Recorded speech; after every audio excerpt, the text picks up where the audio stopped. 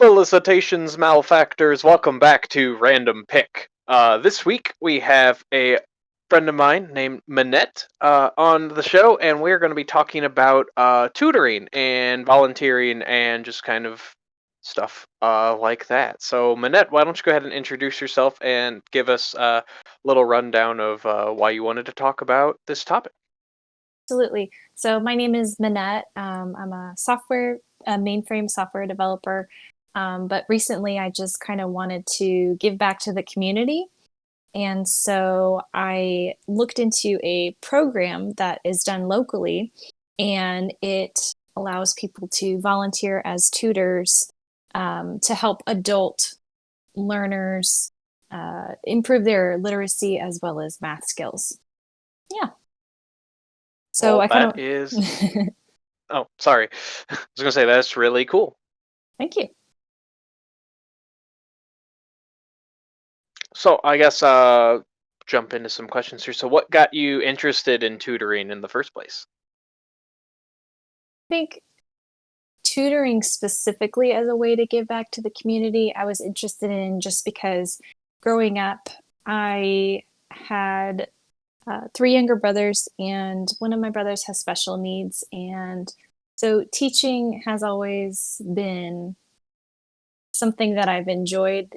I think it's a great way to help someone else out if they're if they're interested in being taught, in order for them to have more knowledge and be able to achieve what they want to achieve. Sure. Yeah, no, that's great. So are there specific subjects that you like to tutor or that you have tutored? I think that's a great question. I don't have I would say anytime that I know something that someone else, it might be helpful for them to know about, and they are interested in learning about it, I would be down for teaching them. I don't necessarily have a specific specialty. Okay.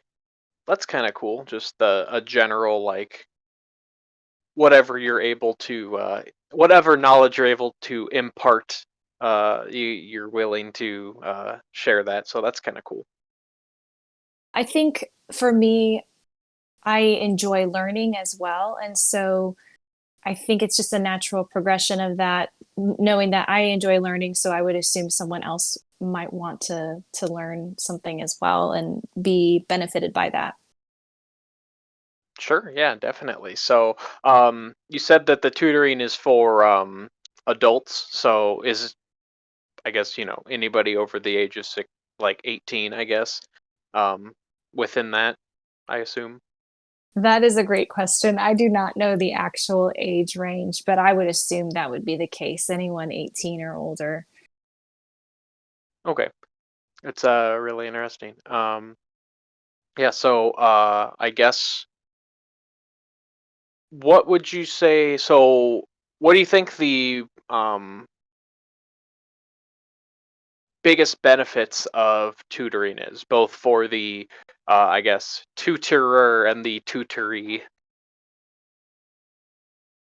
think one of the benefits that is present is for the tutor, in fact, because as you're working with someone, you have to tailor the learning experience to that person, and it gives you insight into how unique human beings are, and also allows you to see things from other perspectives if you let it have that effect on you.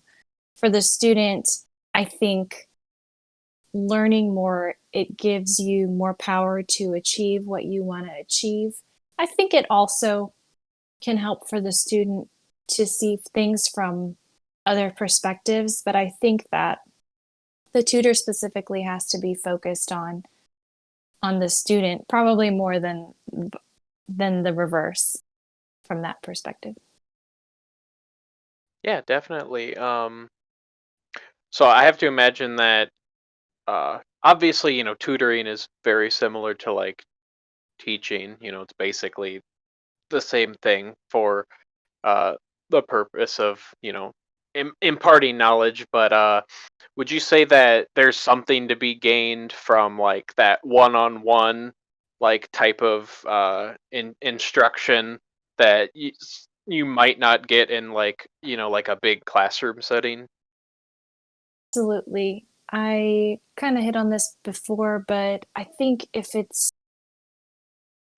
in any situation where there's teaching or learning that's going on, I think it does help to have smaller numbers in a lot of cases, just because smaller numbers in terms of one-on-one, from the perspective that you are able to make sure that whatever you're teaching that person really fits who they are, how they learn, what they know, instead of a cookie cutter prescription for an entire classroom.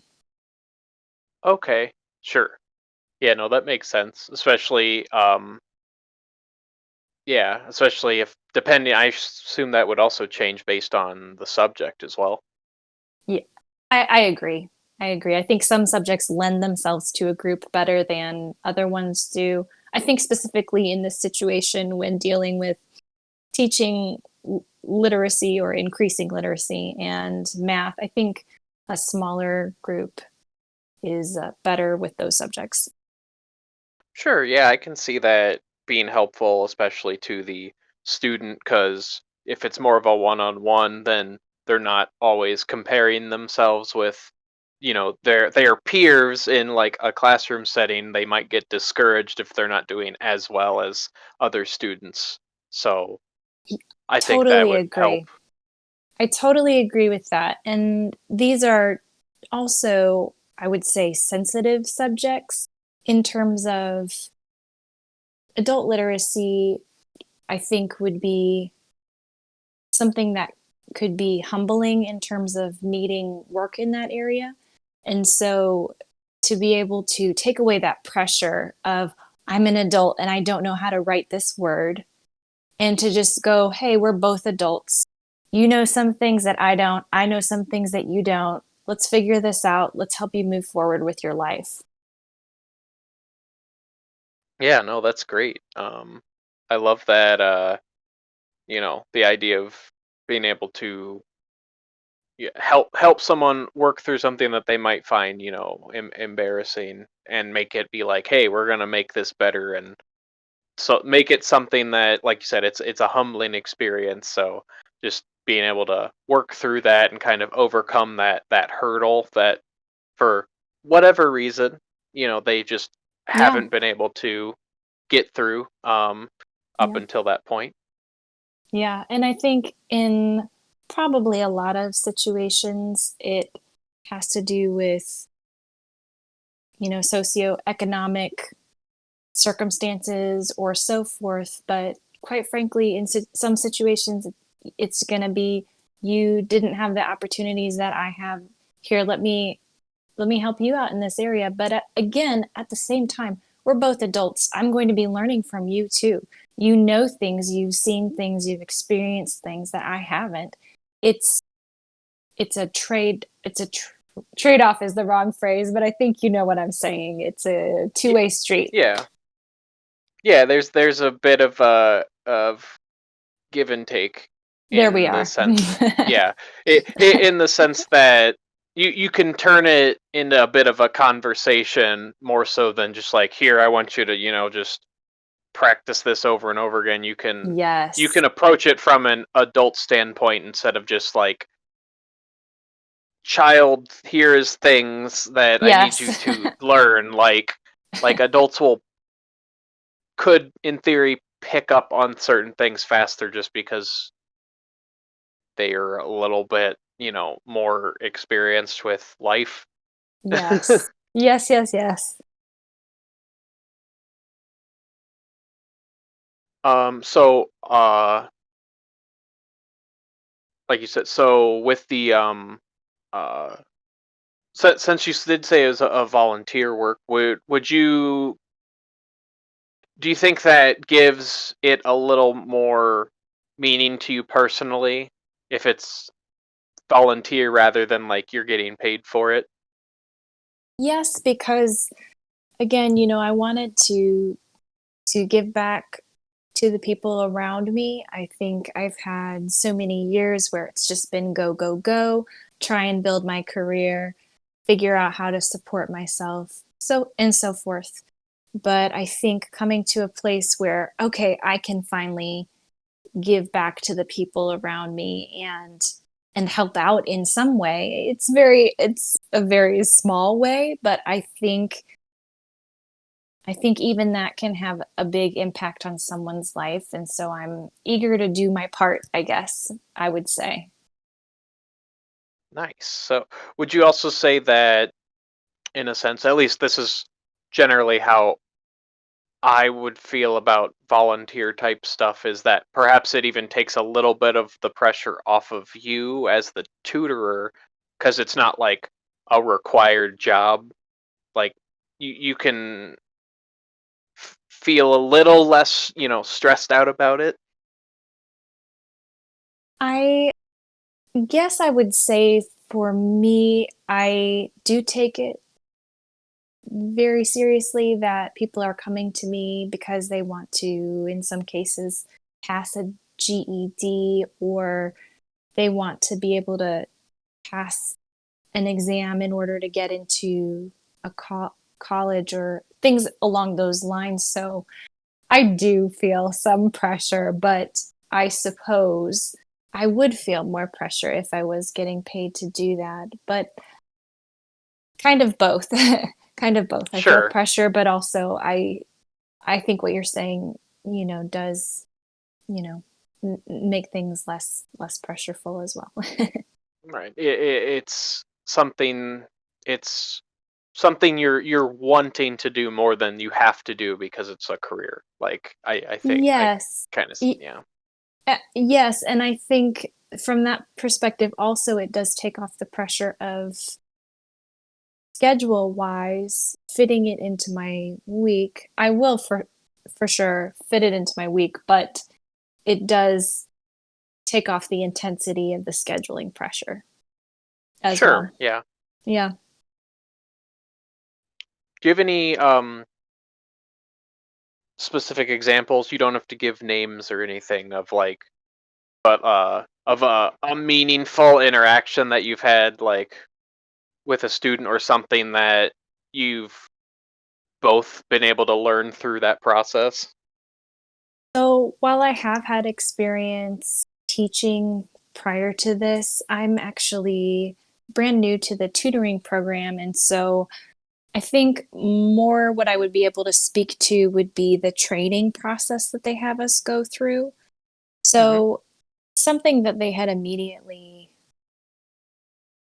originally I had thought the training was 4 hours. It's actually 12. But I'm thankful for that because I think I will feel more prepared once I actually am with the student. They've been speaking about initially in this program, they've been talking about the theory of teaching by Paulo Hmm. Freire. Because I have difficulty rolling my R's, I'll reference him if I do as Yes. Freire. But Okay, so excellent. Paulo Freire is born in Brazil in 1921, but he is a part of the critical pedagogy movement, and he's famous for a work called The Pedagogy of the Oppressed. It's this theory that, this perspective, I should say, that the way that people are taught in classrooms traditionally reinforces the inequalities of society, and that the role of a teacher and a student should be more democratic. Hmm. And was critical of, I almost said is, he passed away in 97, so at 75 years old. But he was critical of the traditional way of teaching and referenced it as the banking model of teaching. And so it's this concept that the student is kind of passive, empty, the teacher is active, the teacher knows information, the student learns information. And it's his perspective was that it again reinforces one person is higher, one person is lower. Mm, sure. So he was of the perspective that education should be used to increase people's humanity. And his criticism of the traditional way of teaching,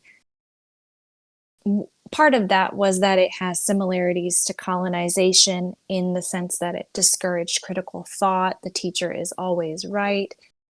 And again, I would go back to dehumanizing and hierarchical.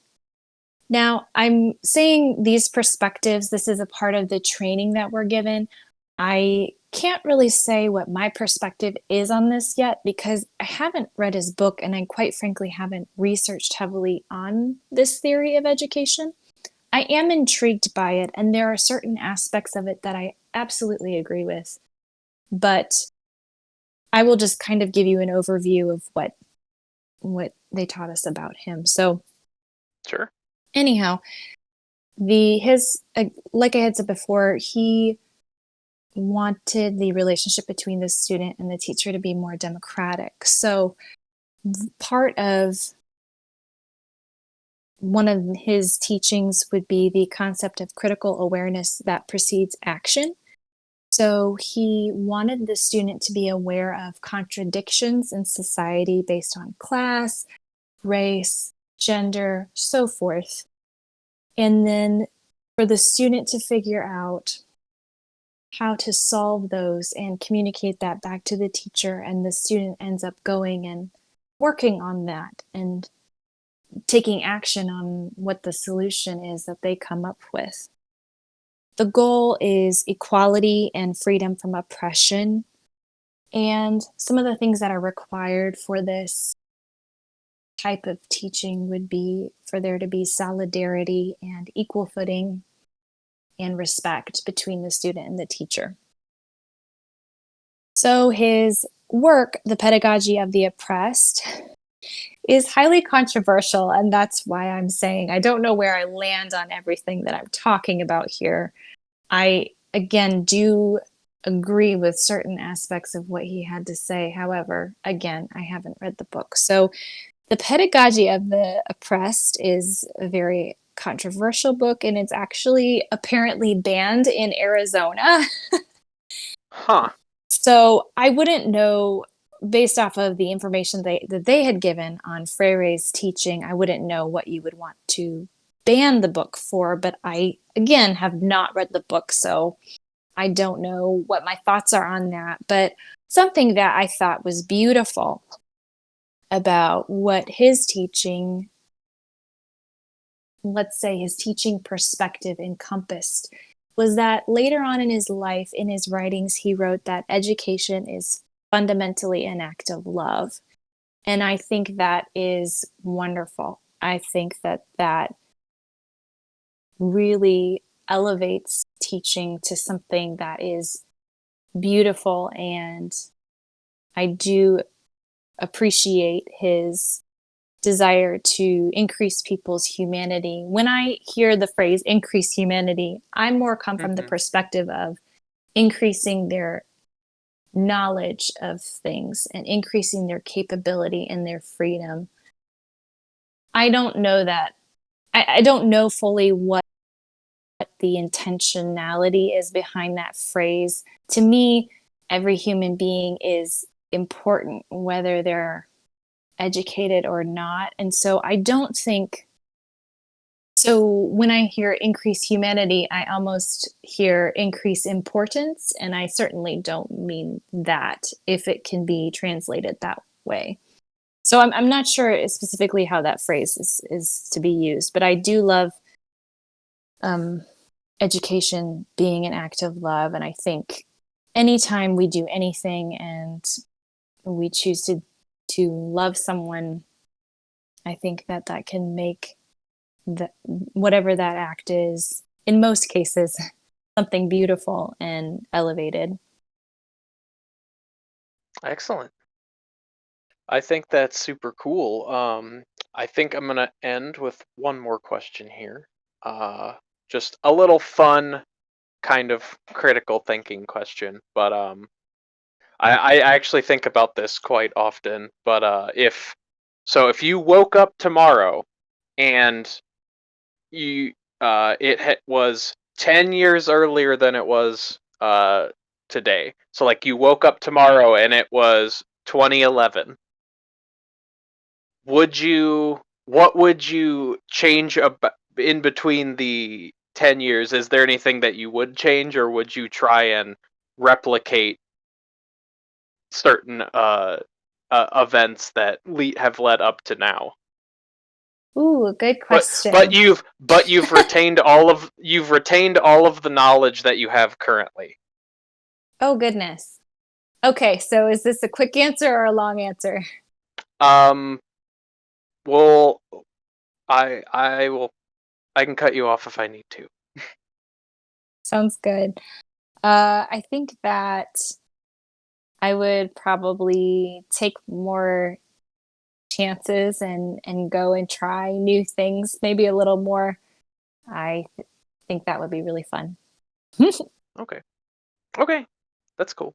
I've thought about this, and I always like to answer these just for prosperity's sake of not leaving my guest out on a limb. But the thing that I always thought about with this is, would I go to college? Because in my brain I'm like, Ah, I already ooh, know everything, so I wouldn't have to pay all that money. But the downside is I made a lot of really good friendships in college, so I would have never established those friendships. So a that is a it's an wonderful interesting answer. trade-off, and that's why it's like, oh no, I don't know what I would do. That's I no, that's think I a would, you know, you would what? You would what? I I would I think I could probably see, it's such a hard question. I think I might skip community college because I only went Okay. to community college because I didn't know what I wanted to do. Yeah. So that was Yeah. just basically wasted time. But then again, like thinking about it, it would also be like, well, if I didn't go there, then I wouldn't have met the people I met when I met them when I went to Yes. get my bachelor's. So it's just one of those like, You know yikes. what? You know what you could do? If you have all that information, you could get a really good job and then you could just go visit the community college and meet those people anyway in your free time Fair. as a hobby. Just like wander around, be like, just happen to run into them, be like, Yeah. hi, random Oh, hey. person. This just must be meant to be. I guess that brings the question, do they remember everything? So I'm assuming not No, based off of. Okay. no. You would be the only person to have retained the 10 years of knowledge. So that's another thing, is you could just be like, you'd also have to evaluate, like, if you had an impact on their life at all, sort of a thing. And Yeah. if so, like, would you strive to replicate that? Obviously, if it was positive. Um. So I don't know. Hmm. It's just it's Whoa. it's a brain tingler that I think about quite often. Your answer was blew mine out of the water. That was great. I'll have to take tips next time for you from you on these. But yeah, that's awesome. Right. Well, I greatly enjoyed talking about the tutoring and volunteering experience. I thought that your insight on the matter was very uh, cool. I really liked that, and it was thought provoking. So, if just want to say thank you so much for coming on the show, My pleasure. and yeah, if we have the opportunity, we'd love to have you on again sometime if you're so inclined. I would be. So thank you for having me here. Alrighty. Well, once again, Minette, thank you for coming on the podcast. And for those listening at home, if you happen to be watching on YouTube, please give a like and subscribe. Leave a comment in the description, or in the comments. Leave a comment in the comments if you have an suggestion for topics you'd like to hear on the show, and I will try to find somebody who is knowledgeable about the topic. Once again, thank you for tuning in to Random Pick, and we'll catch you next time.